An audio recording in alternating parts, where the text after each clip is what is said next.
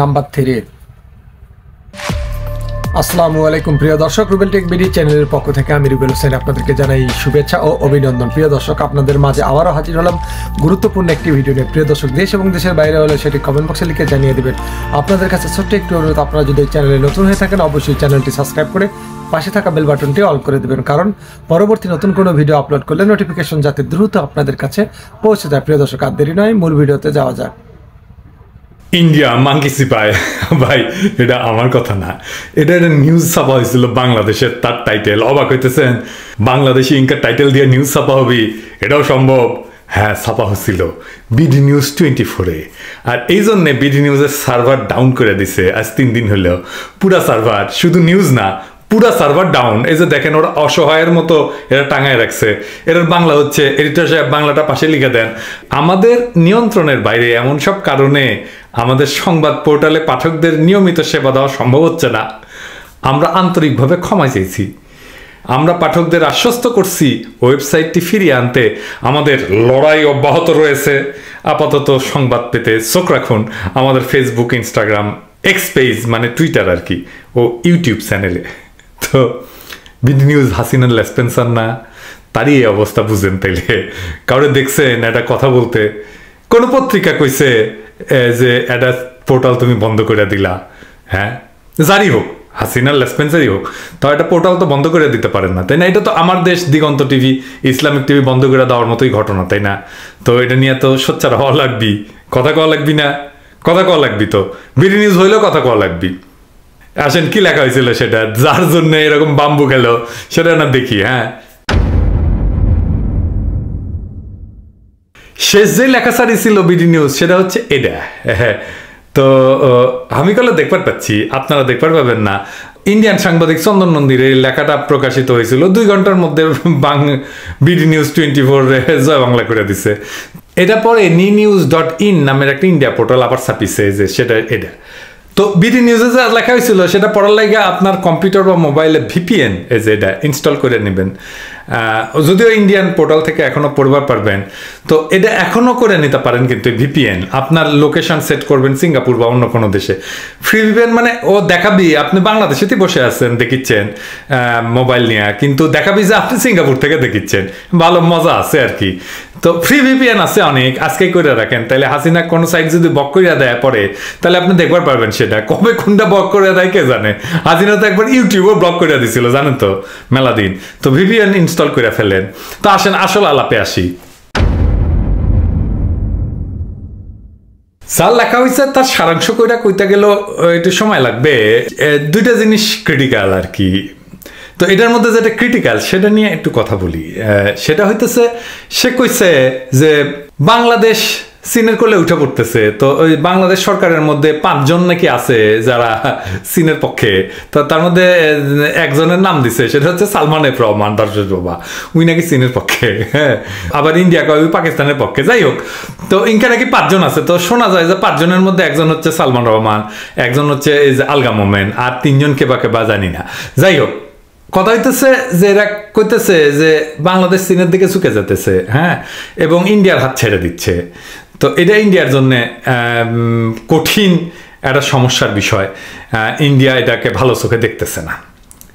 তো এর মধ্যে একটা ইন্টারেস্টিং কথা কইছে, সেটা হইতেছে যে এই যে দেখেন এখানে কইছে যে ইন্ডিয়ার কাছ থেকে আওয়ামী লীগ তার যে ইলেকশনের ক্যান্ডিডেট, সে ক্যান্ডিডেটদের নামগুলো অ্যাপ্রুভাল নিয়ে আসতো যে একে আমরা দেবার চাই, ক্যান্ডিডেট করবার চাই, এমপি বানাবার চাই। ইন্ডিয়া কইতো হ্যাঁ করো, তারপরে করতো। এটা কিন্তু কইছে এই ওপিনিয়নে, বুঝছেন? তো আরো 2টা জিনিস ইন্টারেস্টিং কইছে, সেটা হচ্ছে যে বিএনপি গতবার 2018 সালের ইলেকশনের আগে মেলা চেষ্টা করেছিল ইন্ডিয়ার সাথে কথা কওয়ার জন্য। ইন্ডিয়া কথা কয় নাই, বা কথা কইলেও এমনভাবে কথা কইছে, খুবই ঠান্ডাভাবে কথা কইছে। আর এইবার বিএনপি যে আন্দোলন করছে, এইবার ইন্ডিয়ার কারোর লাগে কথা কয় নাই। বুঝতে পারছেন তো, ইন্ডিয়ারে তারা পছন্দ করে না, কিন্তু ইন্ডিয়ার লগে বিএনপি কোনো আনুষ্ঠানিক আলোচনা হয় না, এরা ওই কইতেছে আর কি। হ্যাঁ, তো এর মধ্যে ওই উদাহরণ হিসেবে কইতেছে যে মোমেন, আলগা মোমেন, সে টেলিভিশনে একটা অবাক করা কথা কইছিল যে চীন সোনার বাংলা স্বপ্ন পূরণ করবি, হ্যাঁ, কইরা অর্থনৈতিকভাবে শক্তিশালী বাংলাদেশ উপহার দিবি। তো তার হাতে নাকি একটা ব্রিফিং ছিল, মানে লেখা ছিল আর কি, কি কবি সেটা লেখা ছিল। তো সেটা দেখে দেখে নাকি সে পড়িছিল আর কি, হ্যাঁ। তো যাই হোক, তো এটা শুনে নাকি ইন্ডিয়ার মাথা গরম হয়ে গেছে, হ্যাঁ, ওই নিউজেই করছে আর কি। এটা শুনে ইন্ডিয়ার মাথা গরম হয়ে গেছে যে বাংলাদেশ তো আমাকে ওরা হাত ছেড়া চায়নার গোলে ঢুকা পড়তেছে। এই হইতেছে নিউজটার মূল আলাপ আর কি। ফাইনালি কইছে ইন্ডিয়া ঢাকার নিয়ন্ত্রণ হারাইতেছে, তার মানে ঢাকা কাকে নিয়ন্ত্রণ করেছিল, হ্যাঁ। আরো কইছে যে এই যে সালমান এফ রহমান তার হাত ছাড়তে চায় না হাসিনা, হ্যাঁ। তো এইটাই হইতেছে ইন্ডিয়ার মাংকি সিপায় পড়া। তো এই যে অপিনিয়ন পিস, এটা নিয়ে সাইট ডাউন করে দিল কেন? এঁকা লেখা তো হাঙ্কার মিডিয়াতে প্রায় লেখা হচ্ছে, তাই না? তো মাংকি সিপাত কি খালি ইন্ডিয়া পড়িছে নাকি হাসিনা পড়ে নাই? হাসিনা নিজেও তো পড়িছে। ওই যে পড়বে, এটা তো আমরা মেলা আগে থেকে করছিলাম যে ইন্ডিয়া আর চায়নার সাথে জেঙ্গা করে খেলিচ্ছ, দুইটা তো অপোজিশন, তাই না? একজন তো একজনের ইন্টারেস্ট আর একজনের ইন্টারেস্ট তো মিলে না। তো এটা যে খেলিচ্ছ, এটা মাংকি সিপাত তুমি পড়বা, পড়িছে। তাহলে নিউজটা সরাচ্ছে কে?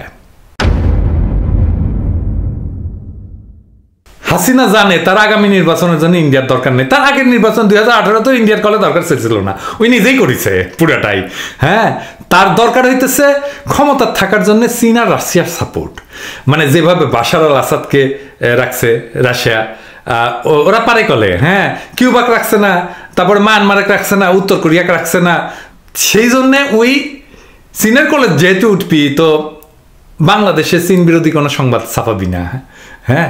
হাসিনা কলে সব সাজায় ফেলছে, সে চীন আর রাশিয়ার সাথে নিয়ে সব সাজায় ফেলছে। এই যে পোতপাকা আছে না, ওই কলে রাশিয়াতে অফিস করেছে, জানেন তো, তার বাইং হাউস নিয়ে। তো উটি কলে মেলা লোক নাকি কাজ করে, হ্যাঁ। আর টাকা পয়সা নাকি সব কাতার আর হংকংয়ে নিয়ে গেছে, শোনা যায়। কাতারে নিয়ে যায় রাখবার পারবে কিনা জানি না, কাতারে কলে আমেরিকান ঘাঁটি আছে। যাই হোক, তো এই পর্যন্ত শুনে অনেকের মনে হইতে পারে যে বা ভালোই তো, হাসিনা ইন্ডিয়া খপ্পর থেকে বাইরে হলে তো খারাপ না। তো আপনার কি মনে হয় যে ইন্ডিয়া আর হাসিনার আসলে বিচ্ছেদ হবে? হ্যাঁ, আমরা দেখবো ইনকা বিচ্ছেদ খেলা দেখবো, কিন্তু ইন্ডিয়ার সাথে হাসিনার যে মেলা দিক থেকে, শুধু পলিটিক্যালি না, পার্সোনালি এবং মেলা দিক থেকে যে নানা ধরনের মাখামাখি আছে, ওইটা করলে চলবি। হাসিনার সাথে, হাসিনার দলের সাথে ইন্ডিয়ার 70 বছরের সম্পর্ক, এই সম্পর্ক কি একদিনে যায়? হ্যাঁ, তবে এইটা আমার একটা অনুমান আছে, এটা অনুমানটা নিতেই হবে, তার কোনো কথা নাই। আমার একটা অনুমান আছে, সেটা বিবেচনায় রাখতে পারেন। সেটা হইতেছে যে এটা হাসিনার চাল আর কি, হ্যাঁ। ওই যেহেতু মেলা শিখনা বুদ্ধির লোক, তো সেই জন্য এঁকে করে চিন্তা করছি আর কি, হ্যাঁ। আমি কলে করছিলাম না এর আগে যে ওই জঙ্গি খেলা খেলবি, দেখেন মিলে গেছে না, কিন্তু আমি যা অনুমান করেছিলাম মিলে গেছে। তো এইটাও মিলে যাবার পারে যে এইটা হাসিনার একটা অভিনয় হইতে পারে, ইন্ডিয়ার সাথে টানাপোড়নের অভিনয় সে ক্যান কইরা, সেটা থেকে সে কি উপকার পাইতে পারে হাসিনা। হাসিনা খুব ভালো কইরা জানে যে বাংলাদেশের মানুষ প্রবলভাবে অ্যান্টি ইন্ডিয়া। আবার এটাও বুঝিছে যে নির্বাচনে বিএনপি কলে আসিচ্ছে না, কিন্তু ও তো ইলেকশন করাই লাগবে, তাই না, দেখানোর জন্য যে ইলেকশন হয়েছে, জেঙ্কা কইরে হোক, জেঙ্কা ইলেকশন হোক, বিএনপি আসে না তো আমরা কি করবো, তাই না। তা ইলেকশন করলে আবার পাবলিকে ভোট দিতে আসে না, তাই না। তাহলে ক্যাঙ্কা করে উই দেখাবি যে ওই জনপ্রিয়তা পাইছে। সেই জন্যে একটা জিনিস কিন্তু চাউর আছে মার্কেটে, হ্যাঁ। আমরা জানি না, সত্য মিথ্যা জানি না, চাউর আছে, সেই জন্যই কইতেছি।